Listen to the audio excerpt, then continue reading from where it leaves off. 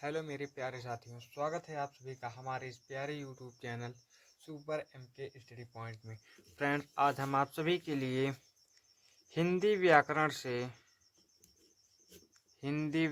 से रस से संबंधित टॉपिक लेके आ चुके हैं,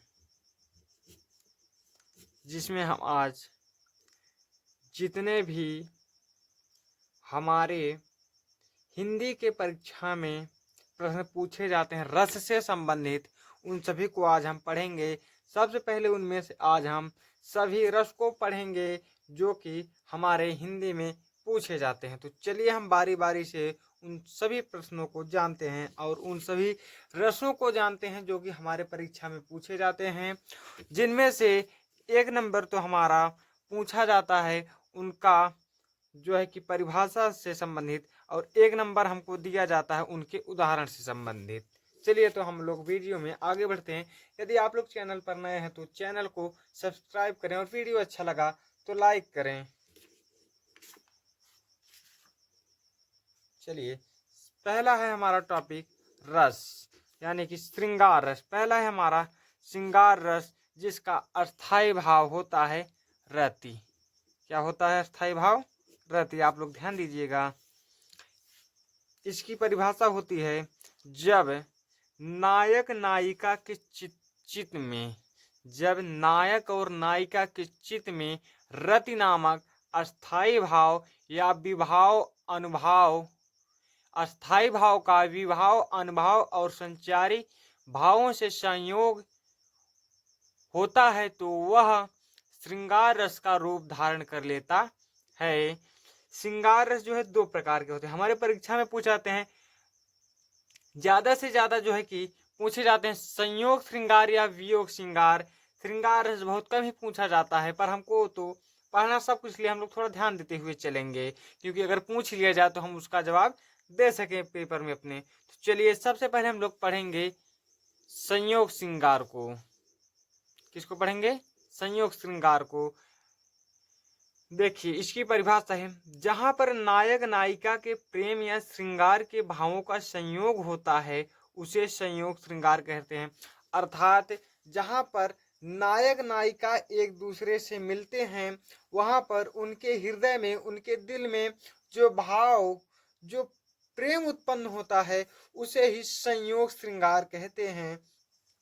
इसका उदाहरण है, कौन हो तुम वसंत के दूत, विरस पतझड़ में अति सुकुमार, घन तिमिर में चपला की रेख, तपन में शीतल मंद बयार। यहाँ पर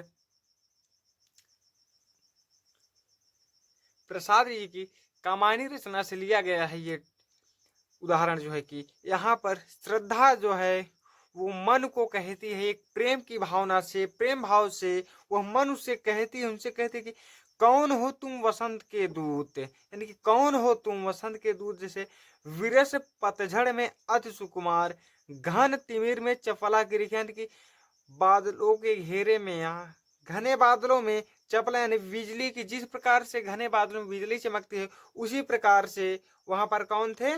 मनु थे। तपन में शीतल मंद बयार, यानी कि तपन मतलब समझते गर्मी में जिस प्रकार से शीतल हवा का अनुभव, उसी प्रकार से श्रद्धा जो है मन को कहती है। तो यह हमारा एक उदाहरण है संयोग श्रृंगार का, जो कि हमें परिभाषा और उदाहरण लिखने पर कितने नंबर मिलते हैं? 2 नंबर। कितने नंबर? 2 नंबर। तो हमको इसको याद करते हुए चलिएगा, आप लोग नोट डाउन करेंगे या तो आप लोग स्क्रीनशॉट मार लीजिएगा इसका। उसके बाद हम आगे बढ़ते हैं। उसके बाद है हमारा वियोग श्रृंगार। क्या है वियोग श्रृंगार? यहाँ पर है जहां पर नायक और नायिका के मिलन का अभाव रहता है, अर्थात विरह का वर्णन होता है, उसे वियोग श्रृंगार कहते हैं। अर्थात जब नायक या नायिका, हम कह सकते हैं प्रेमी और प्रेमिका, जहां पर एक दूसरे से विछड़ते हैं, एक दूसरे से अलग होते हैं, तब उनके हृदय यानी दिल में जो भाव उत्पन्न होता है, उसी भाव को हम वियोग श्रृंगार कहते हैं। क्या कहते हैं? वियोग श्रृंगार। अर्थात जैसे कोई प्रेमिका है और अपने प्रेमी से बिछड़ रही, अपने प्रेमी से दूर जा रही है, तो वहां पर कौन सा श्रृंगार होगा? वियोग श्रृंगार। हम लोग इसका भी उदाहरण देख लेते हैं। हे खग मृग हे मधुकर श्रेणी, तुम देखी सीता मृग नैनी। यहाँ पर श्री रामचंद्र जी कहते हैं जब सीता जी का पंचवटी में हरण हो गया, तो वहां पर जब रामचंद्र जी अपनी कुटिया के पास आए तो उन्होंने वहां पर पशु पक्षियों और वृक्ष पेड़ पौधों से क्या प्रश्न किया? हे खग मृग, यानी कि हे पशु पक्षी, हे मृग, मृग मतलब हिरण होता है, हे खग मृग हे मधुकर श्रेणी, हे यहाँ पर रहने वाले समस्त जीव जंतु पेड़ पौधे, तुम देखी सीता मृगनैनी, क्या तुमने मृग जैसी आंखों वाली सीता को देखा? वहां पर वो बड़े ही कठोर भाव से, यानी कि बहुत ही दुख के साथ अपनी बात को कह रहे थे, अपने विचारों को प्रकट कर रहे थे। उसी भाव को, जो भाव वहां पर उत्पन्न हुआ, उसी भाव को हम वियोग श्रृंगार कहते हैं। आप लोग इसका देखिए। हमारा अगला टॉपिक है करुण रस। किसी प्रिय व्यक्ति या वस्तु के बिछड़ जाने या नष्ट हो जाने पर हृदय में जो पीड़ा अर्थात शोक उत्पन्न होता है उसे करुण रस कहते हैं। देखिए, जैसे कोई प्रिय व्यक्ति है हमसे बिछड़ जाए, या कोई प्रिय वस्तु है हमारी टूट जाए हमसे या खो जाए, तो जो हमारे हृदय में भाव उत्पन्न होता है, जो शोक उत्पन्न होता है, उसे हम करुण रस कहते हैं। जैसे कि श्रवण कुमार की मृत्यु हो जाने पर उनकी माताजी जिस प्रकार से विलख कर रो रही थी, अपने भावों को व्यक्त कर रही थी, उसे हम करुण रस कहते हैं। तो यहाँ पर देखिए एक उदाहरण है, उसी श्रवण कुमार की मृत्यु के बाद जब उनकी माताजी रो रही थी तो क्या कह रही थी, वह जो कह रही थी उसमें करुण रस की प्रधानता थी। तो आइए हम लोग उस उदाहरण को जानते हैं। यहाँ पर है, मणि खोए भुजंग सी जननी, फनसा पटक रही थी शीश, अंधी आज बनाकर मुझको किया न्याय तुमने जगदीश। यह किसका उदाहरण है? करुण रस का। आप लोग इसको स्क्रीनशॉट लीजिएगा, हम लोग आगे बढ़ेंगे। फिर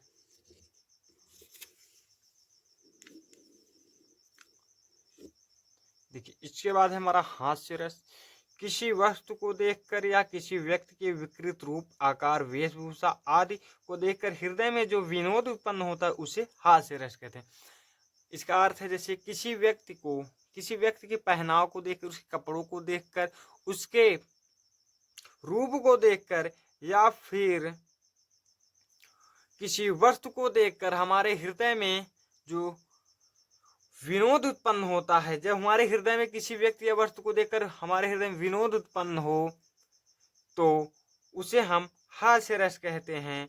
इसका उदाहरण है, नाना वाहन नाना वेश, विहसे शिव समाज निर्देखा, को मुखहीन विपुल मुख काहू, बिन पद कर को बहुपद बाहू।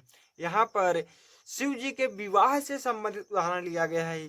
इसमें कहा जा रहा है कि नाना वाहन, यानी कि प्रकार प्रकार के वाहन, प्रकार प्रकार के वेशभूषा, जो बाराती थे शिव जी के वह कैसे थे? वह नाना प्रकार के वाहन से, मतलब अलग अलग प्रकार के, अनेकों प्रकार के वाहन से आए थे, जिससे और उनके वेशभूषा एक अलग ही प्रकार के थे। यानी कि जितने भी व्यक्ति थे वहां पर, भूत प्रेत भी तो शिव जी की बारात में गए थे, तो वो जिस प्रकार से अपने वस्त्रों को पहने थे, जैसा उनका वेश था, वैसे शिव समाज ने देखा, को मुखहीन विपुल मुख काऊ, कोई किसी को तो मुख ही नहीं था, किसी को मुख ही नहीं था, कोई किसी को बहुत से मुख थे, किसी के पैर ही नहीं थे, किसी के हाथ ही नहीं थे, किसी के बहुत से हाथ थे, बहुत से पैर थे।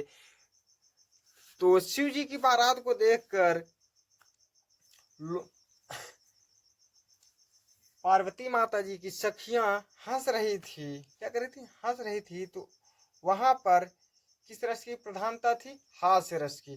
तो यह हास्य रस से संबंधित हमारा उदाहरण है। आप लोग इसका स्क्रीनशॉट लीजिएगा। उसके बाद हमारा आखिरी है शांत रस।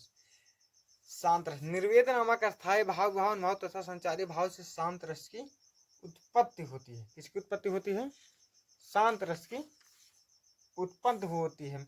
अर्थात जैसे कि हमें जब किसी व्यक्ति से या किसी वस्तु से या इस पूरे संसार से जब हमारा मोह समाप्त हो जाए, हमें इससे कोई प्रेम ही ना रहे, हमें किसी से कोई मोह ही ना रहे तो क्या होगा, वहां पर शांत रस हो जाएगा। इसका अर्थ है जब मैं था तब हरि नहीं, यानी कि जब मैं था तब हरि नहीं थे, अब हरि हैं मैं ना, यानी कि अब तो हरि हैं पर मैं नहीं हूं।